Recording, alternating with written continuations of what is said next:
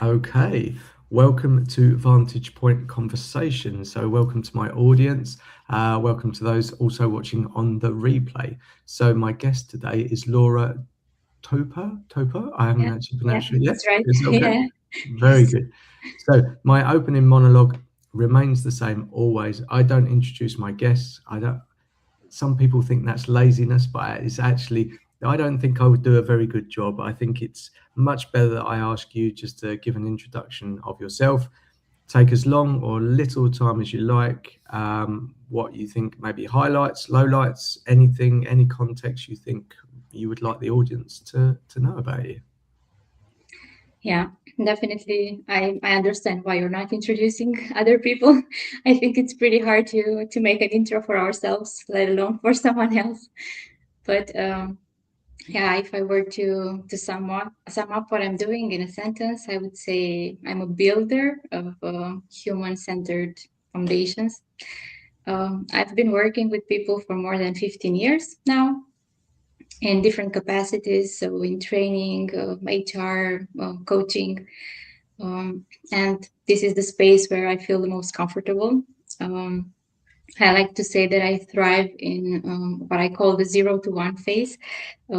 So if you know that point in a startup where I don't know, communication starts to break and things no longer work because you don't have foundations in place.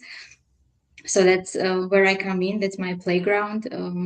I like to step into that messy middle, so to speak, and create structure foundations from, I don't know, diagnosis if it's necessary, to workflows, to handbooks, systems. But actually, what I like the most is building and nurturing relationships.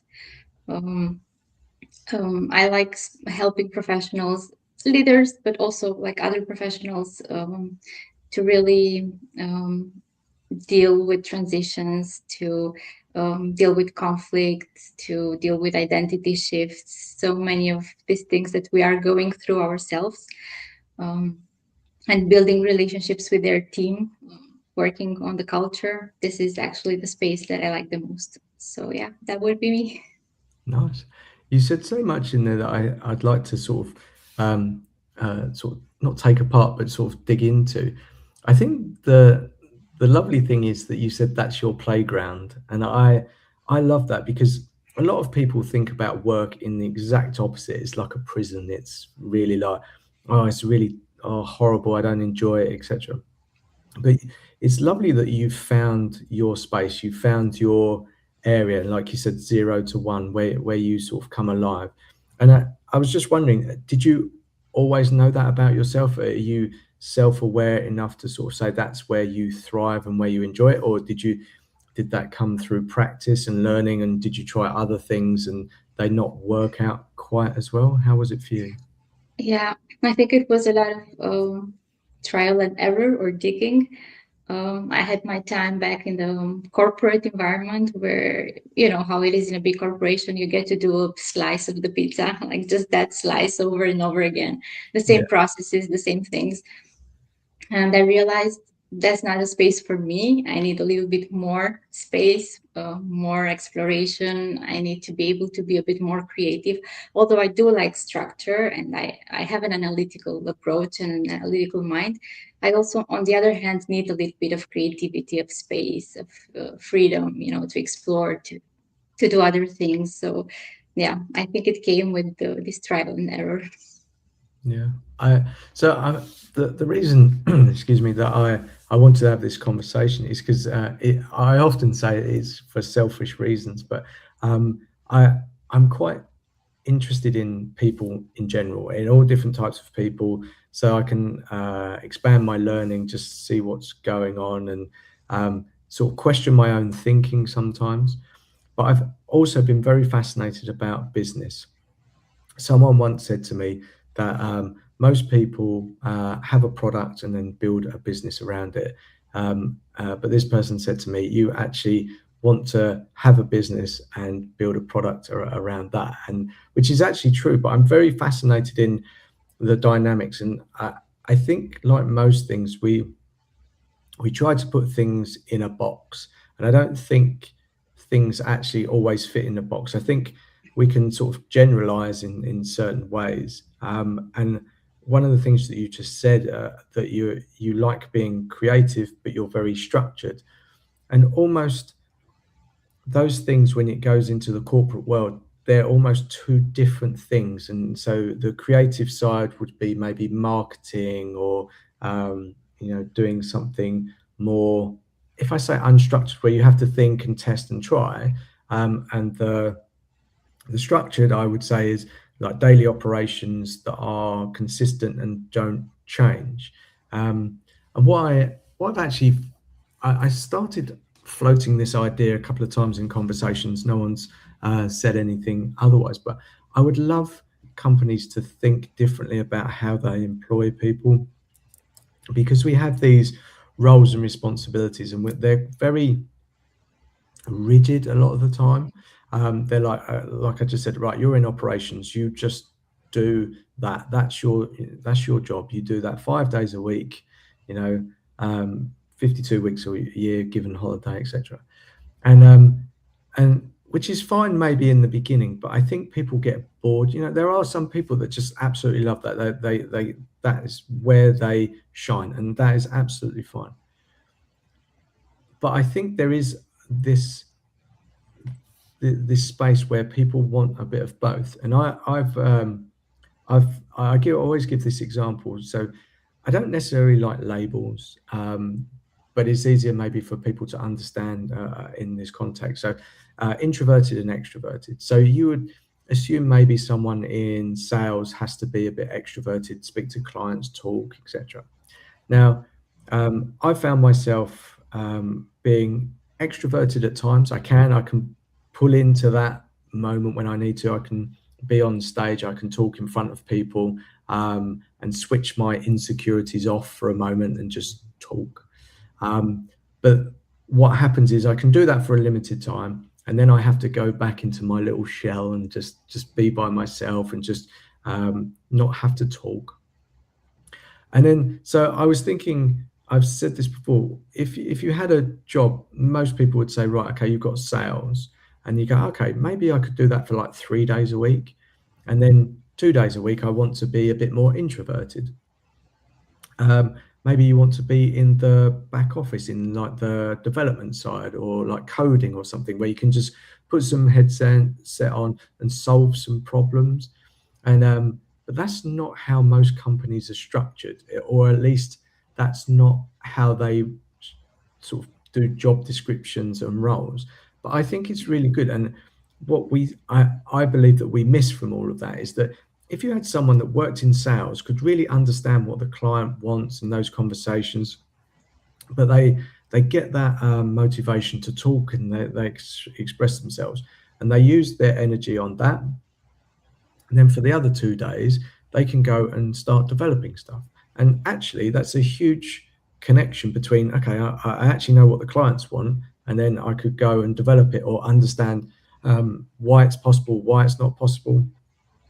Because oftentimes, when I look at companies, these two departments are separate, generally don't talk to each other. If they do, they're saying things differently, and actually would be of a huge benefit.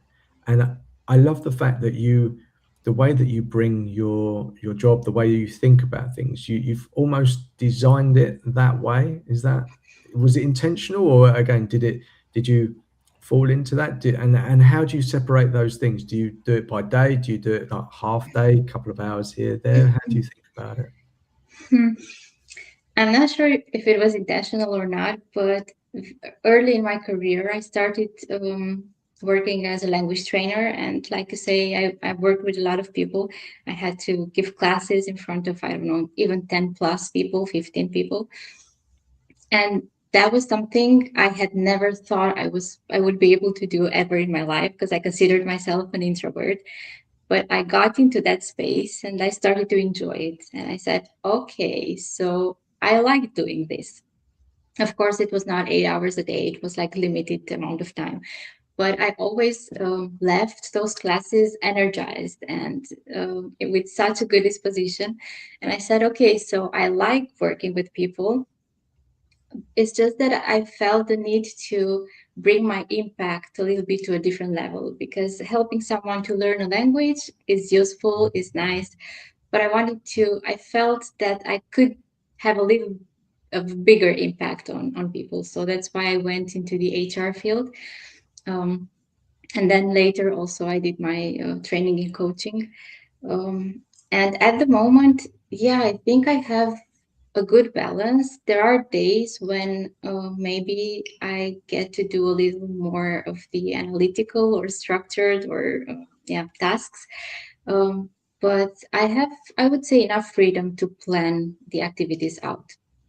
And I can plan also conversations with team members, so I can balance how many of those conversations I have, or interviews or things like that. I have right now the flexibility and the freedom to plan these things out, and I love the mixture. Yeah, it's definitely something that I enjoy. Yeah. I was thinking as you were saying that. I mean, we haven't.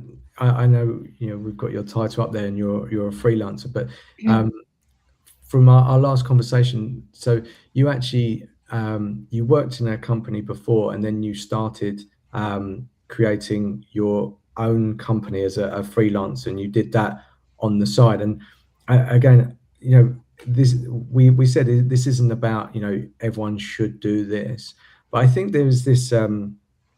I have this all or nothing thinking. That's how I, I that's generally the way that I think. And so I've been through therapy and things like that, and people said, "Oh, you're quite all or nothing thinking," and I'm trying to when that comes up, I'm not always aware of it. I think, okay, it's got to be this or it's got to be that, and then if someone can tell me, okay, that's you're thinking just in very rigid terms, I go, oh yeah, and I always say that there's this beautiful space in between these two extremes, and whatever that is, and oftentimes the solution to whatever it is that we want exists in there. Because if we're too hard, or we say, right, it's got to be that way, it's got to be that way, um, it really limits our thinking, certainly for me. And then when you actually bring those thoughts down, and you go, oh, what could be something in between? And so when we had our chat before for last week, before agreeing to do the live, you explained that actually you were working at one point, and then you started to do the freelance thing on the side. Could you just take a moment and explain what you did and how you did it? And it actually moved a bit quicker than I was expecting. I thought you'd been doing it for years, but it was a bit quicker. So just just take a moment and just explain how that works for you. Yeah, sure. So, you know, that thing with running from something and running towards something, I think at that moment I was running from something. I wanted to have a little bit more freedom,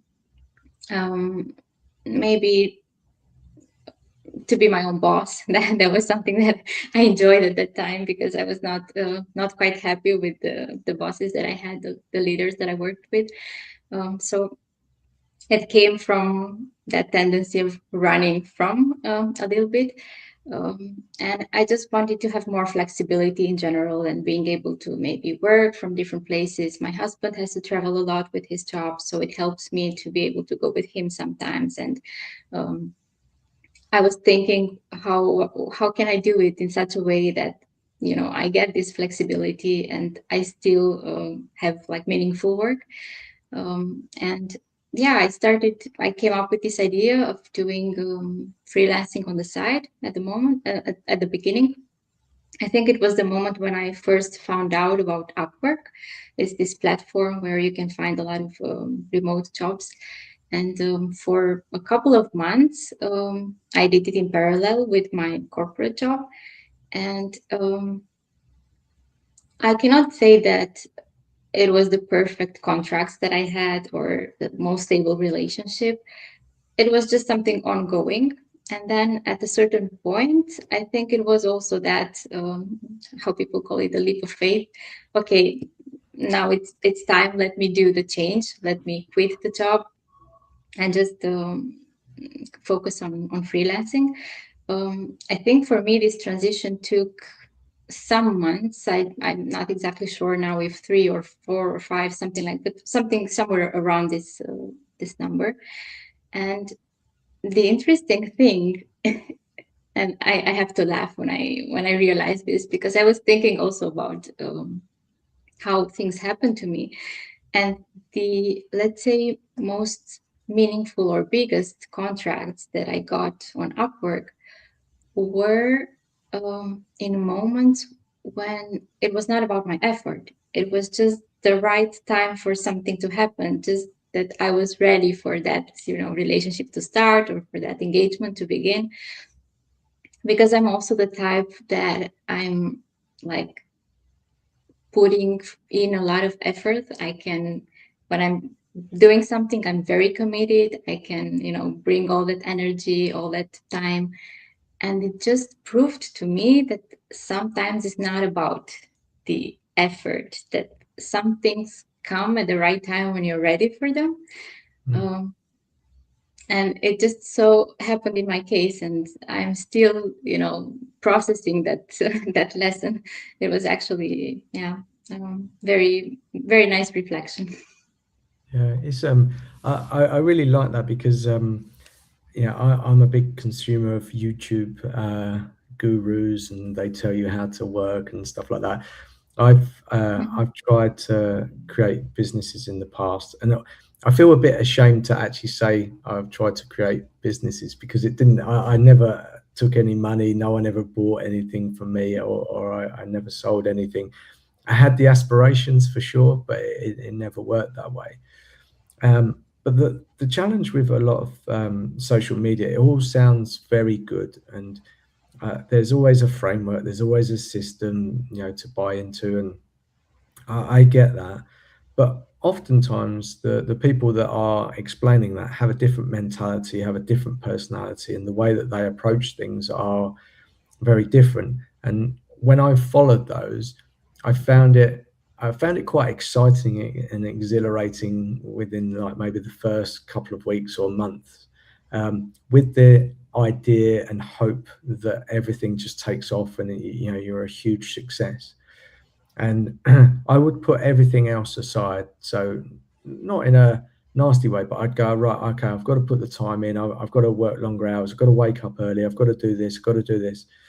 And uh, and then I realized that actually their way is not my way. And I more recently I found doing these lives, it came out of something really out of frustration. I was stuck for a while. I've been let go of my job. I was trying to create a consultancy business to help leaders connect with their people, and no one was buying what I was selling. I don't know if that's they weren't interested or the way I was selling it or speaking about it. I'm not sure. And so then at the time I was doing this marketing course, and one of the things they advised was to do these LinkedIn lives. They said a way to get people's not attention necessarily, but to build trust was to go live once a week at the same time, around half an hour, and effectively give some value. Show them how you do your service or product or whatever it is. Sometimes invite a guest on. They can speak about something that you don't know enough and you cannot know enough about, or it's not, it's attached to what you do, but they can explain it a bit more. And so I basically, in that course, there was a girl who was also there, and she was a bit nervous about being on camera. And I said, well, that's fine. Let me just do it for half an hour. We'll do like an interview. And so we did it. And at the end of it, she loved it. And but it was very easy for me to do. And so at that time, I was still thinking about this consultancy work, and that wasn't taking off. And I just got so frustrated. I was like, do you know what? For the next year, I'm just going to do 2 LinkedIn lives a week for a year. I didn't know how that was going to work. Didn't know if I could even get one guest to sign up for it. But the strange thing is, everything moved quicker. I I took all the other stuff, all the marketing funnels, thought of websites, logos, everything. I was still posting content on a daily basis because I quite enjoy that. I quite like the thinking of how, processing what something's happened to me or how I see something and putting that down into words. And I thought that might be useful for people. Also, for people to be aware of me and they go, oh, it's nice that then they start to see me more regularly. But if I look back and compare every time how I've tried all of these other businesses, I was really trying too hard, really, really pushing. And now it feels that I'm not even trying. That feels um, so easy. And I find that a little bit scary. I'm very grateful for it, but then something in my mind says, "Well, this isn't really work, is it, Colin? It's just you're just having fun." And I was like, "No, that's how it should be." And because I think I don't force anyone to have these conversations, I just ask and I build relationships. If someone wants to do a live, absolutely. If they don't, absolutely fine. Either way, and I'm grateful for the connection and the conversations that I've had. And then I get to have these amazing conversations, and I go, "Well, that's easy." Like, and it's strange, that paradox, and because it's easier, I do more of it, and I'm excited to do it that way. Is that how you feel about it? Is it slightly different for you? Yeah, I totally understand what you're talking about, and I can, yeah, definitely resonate. I think when we find ourselves in our work, or when our work aligns with ourselves, um, it comes from inside, and then it's sort of not work anymore. It comes easier. It's enjoyment. It's yeah, something you like doing. And also the part with building relationships with people. I think in this moment that we live, and so many professionals offer so many services, and there are so many specialists out there, I guess it's probably what makes the difference. Being able to create a relationship with someone, giving them the option to, continue if they want, or withdraw if they don't want, but having different um, touching points over time, and just continuing to nurture that relationship. I definitely, yeah, think it's the best way to do it. And it's like obvious when you're talking about this. I can see your passion, your enthusiasm, your lies, your eyes light up. It's definitely, yeah, I'm very happy that you found this activity that brings pleasure. And I think it's the way it's supposed to be. Yeah, When work aligns with us, magic happens. yeah, yeah. Yeah. And in terms of so I always wanted a work where I wasn't tied to one place. And so I have two young kids. I'm divorced, so I'm a co-parent. Um, but so I live in Luxembourg, but I'm from the UK. And I always said when I came to Luxembourg that I wanted the freedom to go back to the UK whenever I wanted, not to necessarily stay, um, but to go and see my family and just um, be that way and just sort of say, right, I've got the freedom. If this month I want to go, fine. If next month I don't, or there's something else going on. But when I found that I worked for companies, and I understand the purpose, but I think it did change during COVID.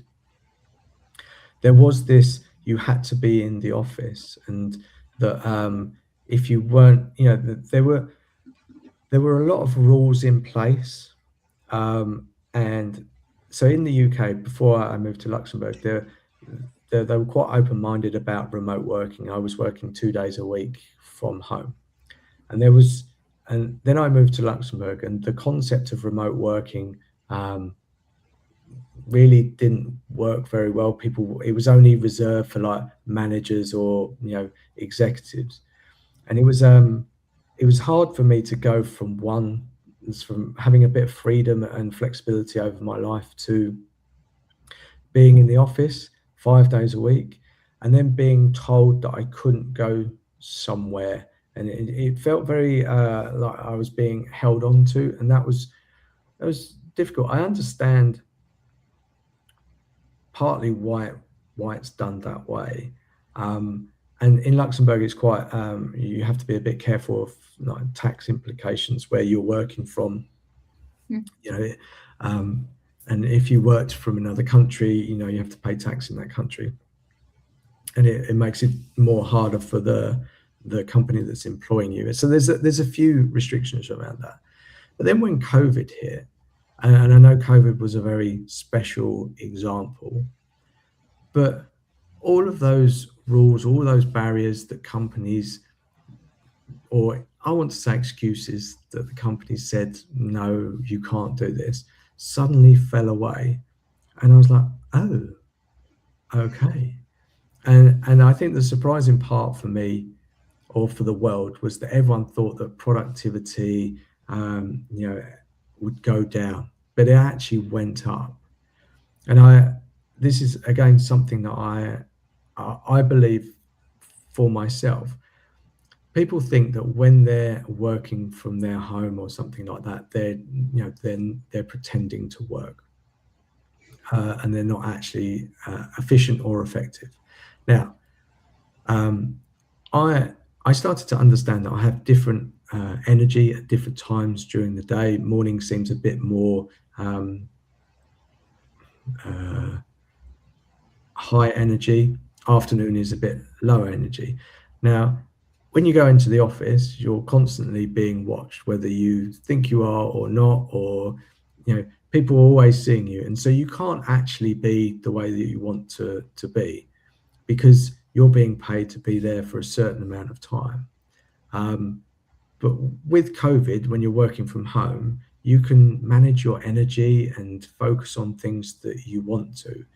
Um, and people go, oh, well, you're just going to put the washing on or do something like that. And people were a bit like, feel ashamed of saying that. But I go, yeah, that's fine. But it takes 10, 15 minutes to go and put the washing on, not even that.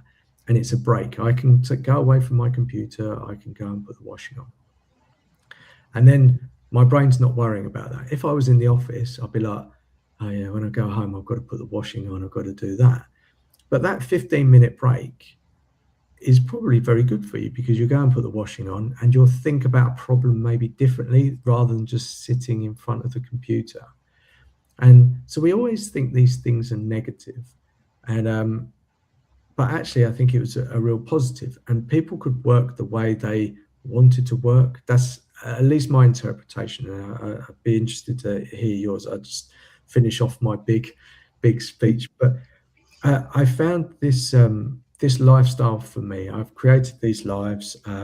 It's currently not business. I'm looking into options of creating a way of generating income. Um, but the freedom and flexibility I have. So I'm going to the UK tomorrow afternoon. I can schedule my work. I've got another live tomorrow morning. I can take my laptop. I can work the rest of the week, or I cannot. That's my choice.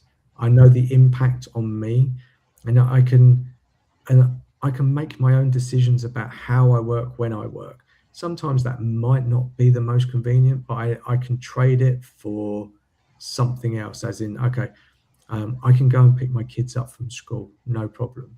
Okay, but maybe when they get home, then I just have to do another half hour. But everything was almost designed around, the work is kind of designed around what I really wanted from work. And I guess you've kind of built the same thing. And we often do it the other way around. We say, right, okay, this is our work, these are the hours, this is what I'm going to do, and then everything fits around it. But I already knew in my mind how I wanted to work, and then I've built in. I had help. I had a coach at the time. I built the foundations of the things that I want to do. Exercise. I do breath work. I block off time when I'm going to pick up the kids. You know, any doctor's appointments, etc. And then work miraculously fits beautifully around that. And I'm like, that absolutely is amazing. And I think people would be a lot happier if they could do that, even if they worked for offices and companies would allow that. So I've spoken for a long time, apologies. Mm. But No, no. what's your take? What was your experience? Do you see the same thing? Am I just being thinking about my way of working? What's your take on the whole thing? Yeah, no, definitely. As I already mentioned, I also appreciate the freedom and the flexibility. For instance, I'm not a morning person, so I find it a little bit hard to start very early in the morning. I would rather go later in the evening, but I like to have my morning time, which sometimes is possible, sometimes not. Of course, I'm like adaptive. I'm also very flexible, but having a or building. A work that fits around life, like you're saying, has a lot of benefits. And I think for me, at least, this is normality, or this should be normality, not the other way around. For instance, I'm a type of person that I like to dig into a lot of things. I never liked to work 8, 9 hours a day. I need a shorter time to work because I also do other things. I like to learn a lot. I like to study. I also have a household that I need to take care of. I'm a woman, so I need to, put all my responsibilities together and bring them all together. And a shorter work schedule works for me. So I've always tried um, to create this work that fits actually the life. And I remember the beginning of my career here in the city, when I went to interviews and I was asking for part-time jobs, if it's possible 6 hours, and everyone was, wow, looking at me as if it was something outrageous. They've never heard of, what do you mean part-time? What are you doing with the rest of the time? Well, I have many things to do, but yeah, I think, like I said, the pandemic kind of forced people into it. They just overnight found themselves in the situation that they have to do it. But what is not maybe settled is the trust, because when you have trust in people, I think you are able to offer them this flexibility, as long as the targets are hit, the achievements are there, to work whenever it suits them best. But I think it is a big connection with trust. And I see that in a lot of places, this element is a little bit maybe missing. The maybe controlling part takes over a bit, and we want to, or we think that people are more effective if we have control, or we have better results if we have control. But actually, that's not the case.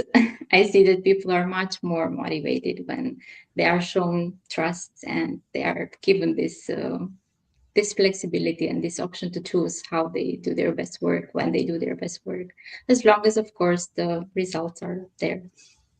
Yeah, it's that that whole idea of focus on the result rather than the process. And I honestly, I do my best work when I'm left alone to go and work it out. Um, I I always deliver. I would suggest that's in my mind. I do, and how I get there, and I. So I'm one of those people that used to leave things till the last minute. I think I still do, but that works for me as long as I can give myself enough time rather than sort of give myself sort of a heart attack right at the last minute. But well, I always found as well, we have this understanding that basically we work in an office for, let's say, 7 8 hours a day. The reality is it's often much more than that, and work just expands to fit into those like parameters. And I would be in the afternoon, just say you've been out to lunch or something in the afternoon, you're not productive, you're not doing anything, you feel a bit um, and it I know in some cultures it's okay to fall asleep at work, especially Asia, and but in Europe, that's, that's almost like a sackable offence. Um, but when you sometimes you don't need like a deep sleep. You just need like a nap of like 10 minutes or something, or your energy's drained, or say you did something very energy intensive in the morning. You were focused really on delivering something, and then your energy is really low and you just need to take a break. And but that seems that's just not okay. So there's a whole load of things. I think energy, understanding how we are, like you said, you're not necessarily a morning person. Maybe you could just shift by a couple of hours, but the results get done, and they actually get done better because when you're in the office, you're just sort of pretending you're trying to fit in, and everyone's trying to do the same thing. And I've often found there's some strange games. Everyone's pointing out what everyone else is doing and stuff like that. And it's like, well, they're not doing that. They're not being. And you go, well, just let everybody do it. As long as if we can find a way to work together. If I can do something in half the time and I can just focus, and the result is the thing that you want, and I can do my bit. If you leave me alone, I can do that, and I can manage my time and manage my coffee intake or whatever it is, then I get it done. And then maybe someone else wants to check that work, but they take a bit longer, and that's fine. The result is the result, and we're not always equal. And just because you can do something in half the time that I can doesn't make your side or my side any different. We get paid for the result, and that might be that you're much more experienced or you're great at that one thing. But we always have this comparison thing. But for me, we focus too much on the process. I think we, I think looking at a process, I love making things more efficient. That's like it's pleasure for me. But I think you have to do the process. You have to try it and trust it and see what's working. And then every once in a while, look at it and see, well, where's there, some waste that we don't actually need to do. Sending a report that we used to send for clients 6 years ago, that client left 3 years ago, like we don't need to send it anymore. But I think trusting, like you said, in people that they can do it in their way. But we seem to force the results that we want, but we also force the process that we want it done by. And I know there's rules and regulations, but I often think that has nothing to do with forcing. And like you said, the word control, I think that's a big aspect of it. And I think if we could just trust more, let go of the control, and then again, I would imagine that's a big part of your work. How you sort of explain that to people. But it would be a lot easier just if you can just, because if you're trying to control everything, especially in a work environment, that's just endless stress. You might feel this dopamine that yes, yeah, everything got done, but I feel that it's an illusion that you've got control over everything, and you just, that's a never-ending road to stress. Is that how you see things? Yeah, I totally agree. And I think a lot of it comes from maybe, or part of it comes from treating something urgent that it's actually not, or it becomes urgent because something important along the way got neglected or ignored. Or so I see a lot of times that when we don't focus on doing the important things, then they become urgencies, and then we need to take care of them in that moment. But all of this can be avoided if we start to define urgency better, and we look at what is real urgency and what can be, prevented or avoided a lot of the times. Yeah, that's well, as you were saying that, I was thinking, yeah, that's so amazing way to think about things. And then I was thinking, it must be great to have you in the company because I know you work with maybe one client at a time, maybe two at most, but the fact that you're not there constantly, and I found this when I actually didn't go to the office in any company that I worked at. I was able to come with a different perspective and almost but when you're doing the work, you're so close to it that you can't see those things. You just go, yeah, that got missed, so now that becomes urgent. But whereas, in the example you just mentioned, you come in and not in a critical way, but just go, oh, hang on a second, let's just take a moment. Is that really urgent, or was that just we didn't classify it, or we didn't give it as enough attention earlier on in the process, so it became something that seemed urgent? And that benefit of that different perspective from someone that's not caught in the day to day, that's huge for companies, right? Because as you say, if you've classified that as urgent, and it doesn't need to be, and if you're not careful, everything becomes urgent, and so there is nothing that's urgent, and I think companies missed that. And I remember going into one of the companies I worked at, and there was a bit of tension in the office, and they were talking about stuff, and I walked in, and I was like, and they all sort of started saying, oh, this is this, and it was, I don't know how, it just looked like I was looking at a picture, and I was like, yeah, but you're all talking about this thing up here is really the thing that we should focus on. And it was really odd to me, and I was like, I don't think companies understand the benefit of having someone that comes in and can just, honestly, I saw it within 2 minutes, and you go, oh, should we look at this? And then we did, and all of this problems, all this, I'd say, conflict or bickering or went away. And I was like, oh. And I was like, that in itself is worth so much value, whether you want to put a monetary value on it. Because if I'd have come in and just joined that conversation and get to it would just, it's a waste of people's time. So I think it's great that you have people like you doing that, right?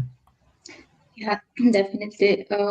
That's why I also like when I start working with a new client to start with a sort of diagnosis, as you're saying, not to just bring to the surface the things that are not working, but just to understand, to have the bigger picture of what is going on, what is the root cause, what are just the symptoms, and how we can get to gradually work on the root cause. I think that's an important piece of the work. And yeah, it requires a lot of, let's say, open-mindedness and maybe also humility from the leaders to be able to look at that report that I'm giving at the end, because I'm a person that is very tactful, and I like to, I'm very careful when I say things, but some of the things need to be told also in a more direct way. So yeah, it takes a lot of courage for someone to, and I'm doing always my reports in a very balanced way. So I always have the positive sides, the sides that can be improved. It's not only leaning on the, improvement side. But I can appreciate that it takes a lot of courage and humility for a leader to be able to look at such a report and to actually have those moments of self-reflection, self-awareness, to understand, okay, maybe there are some points here that are worth considering. Yeah, and I think, to your point, it takes, it takes that moment of reflection. I think oftentimes, we're we're going down a hill and we're going so fast, and then someone else comes in and sort of says, no, let's just take a pause for a moment and look, are we going down the right hill, or are we going to the right thing? And that, especially when you've got pressure, deadlines, that can feel very like, oh no, hang on, this person's trying to stop me doing the thing that I need to. And that, like you say, takes a lot of trust, humility, just to sort of say, oh, it's not about pointing out things that are wrong. I've often heard this, that the people doing the job, they know how to do it better. They're just, there's people getting in the way, there's meetings that don't need to happen, etc. And I've often found that as leaders, as managers, our job is not so much to sort of dictate what needs to be done. It's to actually clear the path so that people can do the work and they can enjoy it and they can try things out. And so a big thing in my life has been about experimenting. Um, Again, because I lived in this world of extremes, it was like pass, fail, worked or it didn't work. And in a way to kind of cheat my mind of thinking this way, I came across this guy, Joe Hudson, in the US, and he talks about experimenting. And I absolutely love that, because experimenting is just trying, and then looking at your results and saying, okay, did that work? And it might be that it did work, but you just need to tweak it and it would get better. Or you go, no, I did this for 6 weeks and this was the outcome, etc. And it wasn't a failure, it was just a discovery of, okay, we're attempting that. It's either not the right time, or it doesn't work, we don't have the resource, or it doesn't align to what we're doing. But you've kind of capped your downside, the impact. And I think if more companies allowed their teams to experiment in a with some sort of boundaries, I think they would be, it would take a little while for them to have that trust in themselves, but that builds confidence to try something and not feel that they're going to get punished for something being not working. And it's just like, yeah, look, I did this and this is the results, and they go, oh, okay, that's cool, and at least you've tried. And for me, it sort of it opens up my mind to at least trying something and just going, okay. And then I build confidence from that and go, oh, okay, I try it, didn't work, that's okay. No downsides, wasn't a failure, it was my learning. And what did I learn about myself and the environment that doesn't make sense? And I found experimenting hugely beneficial to my work, to myself, to my confidence. And I would really like more companies to do it, but I think there is this misunderstanding that it's a cost and that it's a waste of time. I actually think it's the exact opposite. Very interesting perspective. Yeah, it's very nice, and I think it ties in also with this concept of psychological safety, where people are allowed to make mistakes and no one will retaliate. Like there will not be any consequences. And of course, I understand there are some environments in which mistakes can cost, maybe. But I was reading recently Amy Edmondson's book around the psychological safety, and she was giving the examples of people working in hospitals. So I guess that's the most, critical field where you're really not allowed to make mistakes because it's people's lives at stake. And if in that environment it helps to be able to not to make mistakes, because everyone makes them, but to feel safe enough to report them and to help everyone else to learn from them.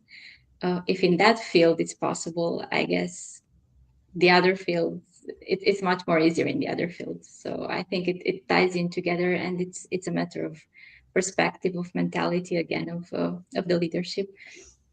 And I think another thing that helps, and that maybe not a lot of people think about, is probably having, we go back now to the beginning of our discussion, having a life outside of work, because I see how the environments are when people from morning until evening, they are just focusing on work and there's nothing else in their life. You can see that that's all what there is.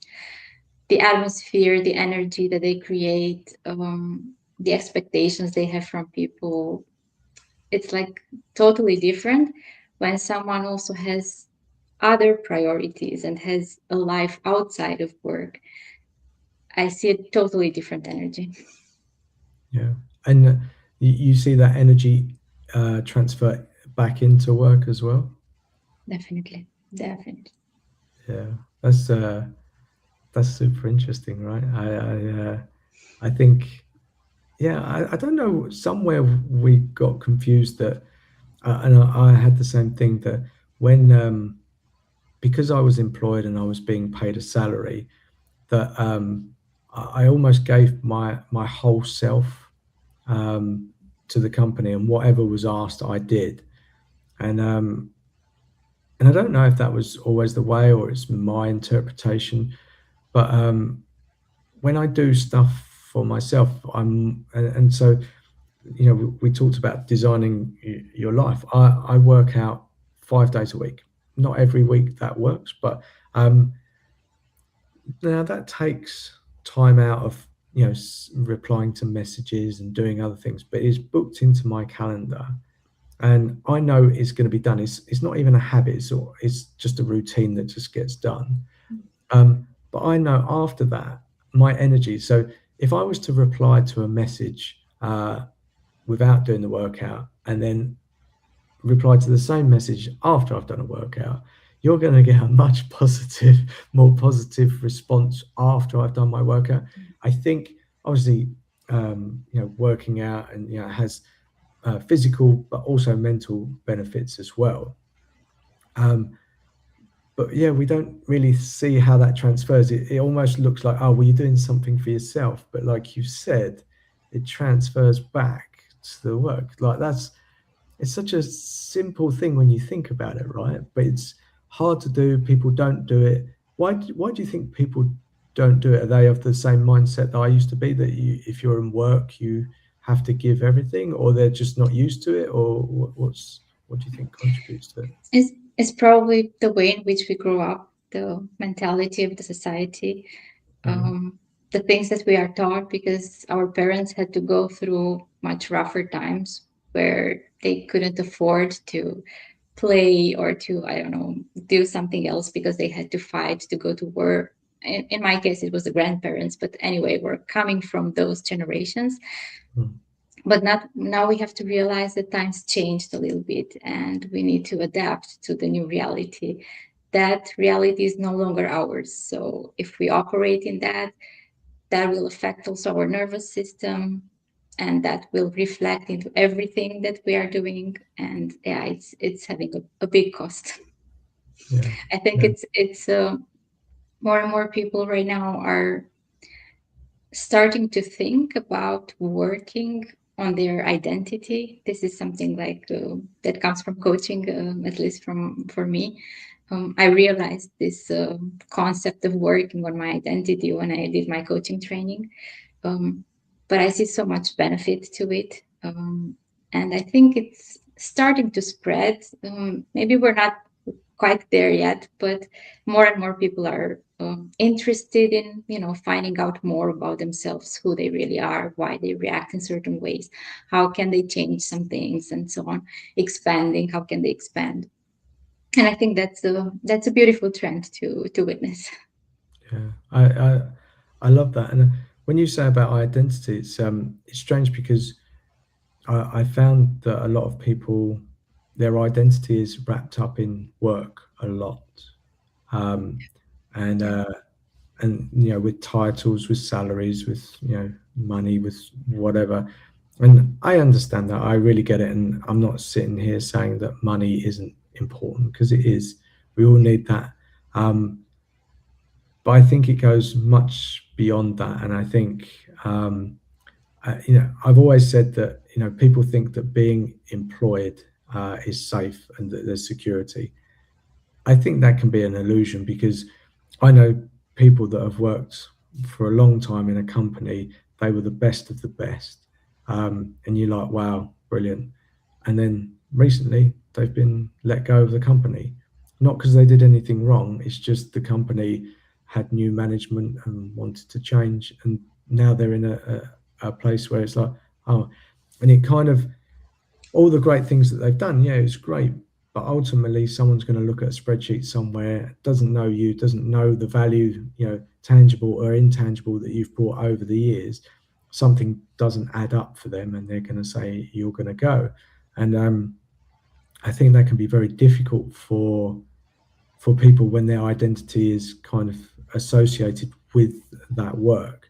And I think, I know we've kind of gone off on a tangent, but it was super helpful for me to have that conversation and understand you a bit better. But I if we bring it back to, you've created something that, I know you're not your work, but you've there's many aspects to your work, like you said, the coaching part, there's the business, building something, playground, and that's, it feels like it's not your identity. It just feels that you're enjoying it, and that you have then this almost freedom and flexibility side to sort of move and make decisions, and and that discovering who you are, and that feels that feels amazing. And it's not identity, but like you said, you're understanding who you are, and you go, oh, okay, this is how I like to do things. I'm quite structured, but I like to play. I like to be in this from 0 to 1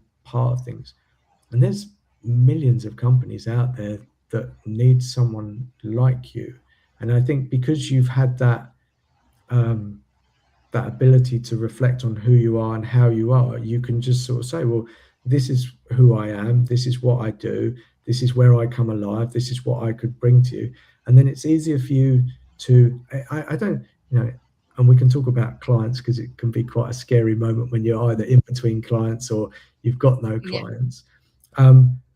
But at least I think because you know that, you can explain who you are and people can pick up on those signals. Whereas oftentimes when we're in companies, we're controlled about what our identity can be. Like, you're given a title, and you're either limited to that title, and maybe you want to be more than that. You want to, just be more than whatever your title is, and or you're constantly scared that you're given a title that you don't feel that you can live up to. And I think, like you say, that identity and understanding who you are um, is almost liberating. That's how I feel. Am I off base with any of that? No, no, no, no, it's totally true. No, I feel the same. And I think, or there's something I feel that I need to say, because I don't want to convey, a wrong idea to the ones listening. What for me is important was that in my situation, I didn't really have the financial pressure. I also have my husband, and he's always had a stable family, a stable income. So I kind of had this room to be flexible a little bit, and to allow myself to have periods in which maybe I didn't have an income, or my income was less. It's certainly different for different people, but for me, that was the advantage that I had, and I really took advantage of my situation in a way to have this flexibility to play around a little bit. But I really understand that for other people it can be different. Yeah, yeah. Thank you. Again, it's not. I'm not saying that. Um, I, I think there is this misunderstanding. So again, there are many people out there that will explain, okay, start your own business, and that seems like almost a trend to start your own business. Now, I having been in business, and I'm not even sure about myself whether I should be in business, because um, I think people misunderstand. They go, I'm great at what I do, so I'm going to create a business. Those two things are almost quite separate. You can be an expert at what you do, um, but the mentality and the challenges of creating a business, running a business, um, putting yourself out there, trying to find clients, thinking about the financial aspects, um, those skill sets may be opposing. It's not. They might be one and the same. There might be a nice crossover, etc. But oftentimes it's not. And I see a lot of people now jump from corporate jobs into doing something as almost an escape. But what that causes is actually, it's not. You need a business around it. You need a model, and if you don't enjoy that, or it's heavy lifting, or it's not the answer. And I think, and I don't want to scare people. And if people want to try it, absolutely, they should try it. And what I liked about your example is that you did both for a period of time, and like you just said, you had the sort of backup of your husband, which is great. But just jumping out of one to start another. Okay, we always celebrate those success stories, all these founders that have built these amazing things, but they're like unicorns, and there's a certain mindset that goes with that, and we don't always dig into that. We just sort of celebrate the successes, but we don't really lift the covers up to see what went on underneath. And oftentimes there's something driving them that's not always that good. It might feel like it's good, but it's actually some insecurity or something like that. And so I think we live in this world where people are quite upset with the corporate world and not having that freedom and flexibility. So the other option is, I'm just going to create my own business, and that might work. But I think there are people out there that they're incentivized to tell you to start your own company. And I don't believe that's for everybody. I feel like most things, like my extremes, there is this beautiful area in between where there's maybe partnerships, or finding a company that does value you as a person, or you can bring all of your skill sets, and that might be an existing company, or you might know people that you create, and that you can't just jump ship and create something out of, well, you can do it, but I think it's worth having dialogues with people and seeing you know um, if there's other partnerships you can sort of join to create a company together. You have a shared vision. I was told a little while ago by one of the guys on the live, he built a company with his wife, and I was like, "Oh, that, like, how does that work?" And he said, "We are very different people. The things that I want to do and the things that she wants to do are completely separate."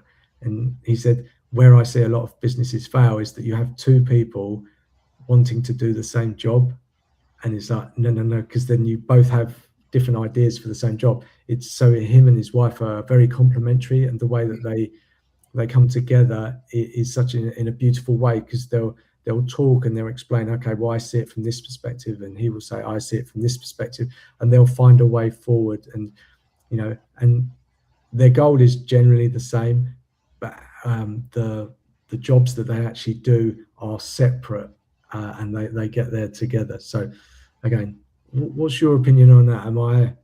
Yeah, is that what you see? Am I again being a bit disillusional? What's your thoughts? No, I definitely think it's not for everyone. I mean, if the situation allows, people can do some trial and error and see what works and what doesn't work. But if there are more, if they need to be a little bit more cautious, or if they need more stability, I think these things have to be maybe thought about before a little bit, because yeah, I've also taken like mentorships and classes and courses and everything. So not everything works in real life. And it's not sometimes because the method is not good, but maybe the environment, maybe the circumstances, maybe you don't know the right people. There can be many factors that can, influence these things. And yeah, rather than jumping into something, I think it's worth taking time to calculate the cost before, like to think a little bit. Yeah, do I have a backup? What if things don't work out the way I expect? And yeah, there is no guarantee. It's just I think for me, like you were saying, it was just an experiment. I was experimenting with many things, and some were successful, some were less successful. But yeah, you need to have that room and that flexibility to experiment. Yeah, and as you were saying there, I was thinking about we sort of said designing almost your life around work, but that doesn't mean that you have to create your own company. And I think that work on identity and actually what you want, and I think we're very good at saying what we don't want. I think we Mhm, often struggle to say what we do mhm, want. And like you say, it's almost we're running away from something rather than running to, and those things are very different. And I think that work up front of just trying to understand what works for you, what you're trying to either get away from or what you're trying to move towards, is really helpful.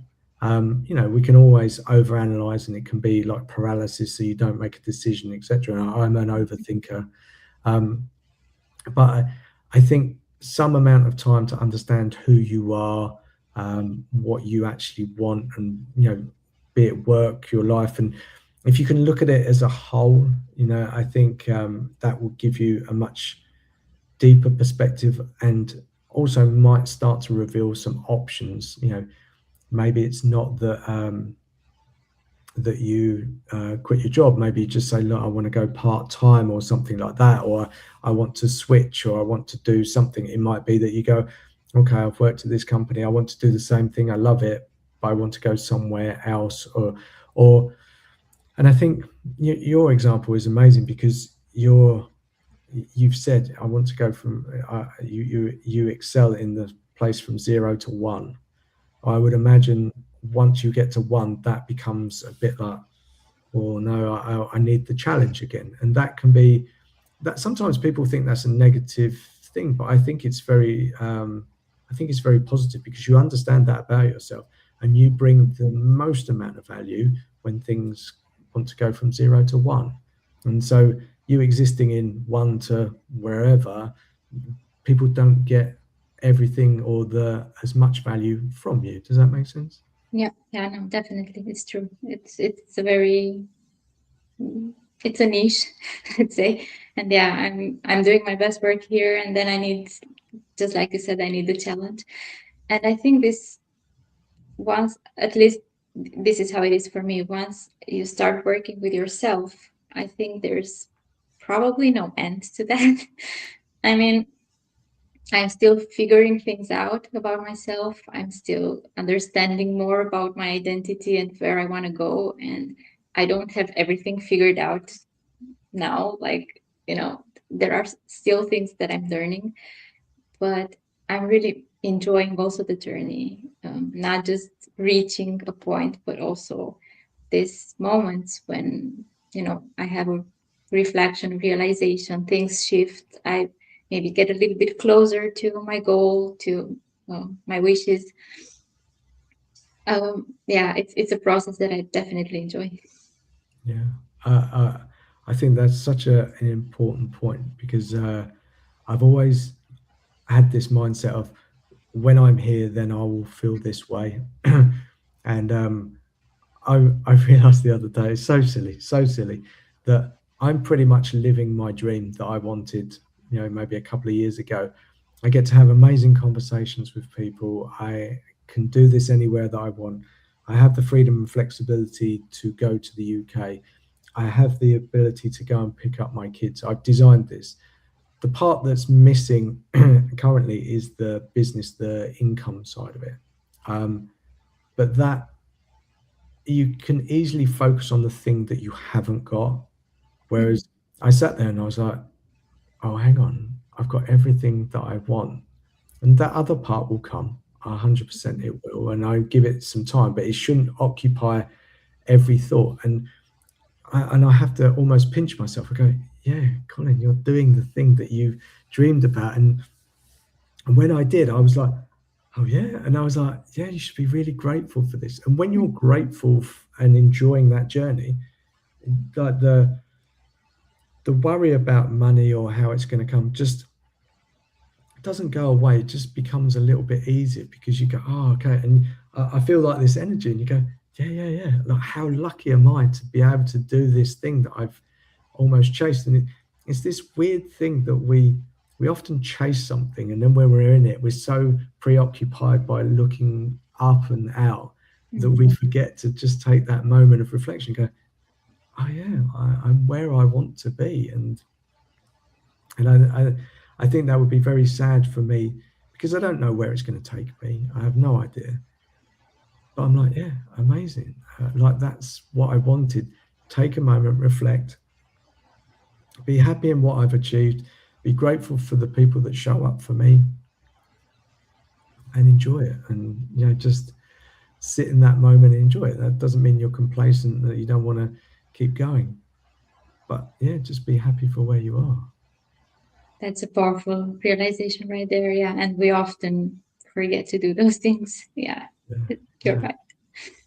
I'm conscious of the time. I think I could talk to you forever. I think it's there's so much enjoyment, there's so much wisdom that you've got, and I love this side of you that is um, it's very inspiring what you've done and how you've done it. I love the fact that you've discovered a lot about yourself, but you're still working on things and figuring it out, because that seems an amazing thing to have done. But still, you're working out what's going on, what works, is things going to shift, and that discovering part of yourself. And I would imagine it's amazing to work with you because of the way that you understand yourself and the way that you can come in, bring that perspective, and you're very calm, very considered, and you see things from that zoomed out lens, and I think that's fantastic. So, but for today, thank you very much. For those people who want to know more about you, where do they find you? I don't think you're on Upwork anymore. Are you still on there? I still have a profile, but I'm not very often there. I think LinkedIn is the place to go. I'm not on social media like Facebook, Instagram. LinkedIn is the place to find me. Yeah, fantastic. Well, I repost these anyway. I'll at mention you so it's easier for people to find you. It wasn't difficult for me to find you, but yeah. For today, thank you. It was a real pleasure. I've got so many more questions, but obviously conscious of time. But for today, thank you very much. Maybe we do a round two. If people have got comments, they can always send them over. Maybe we do a round two and answer some of those questions that people have. Sure, sounds good. Thank you very much, Colin. It was a very enjoyable conversation. Yeah, thank you very much, Laura. Take care. Yeah. Thank you. Take care. Bye. Bye.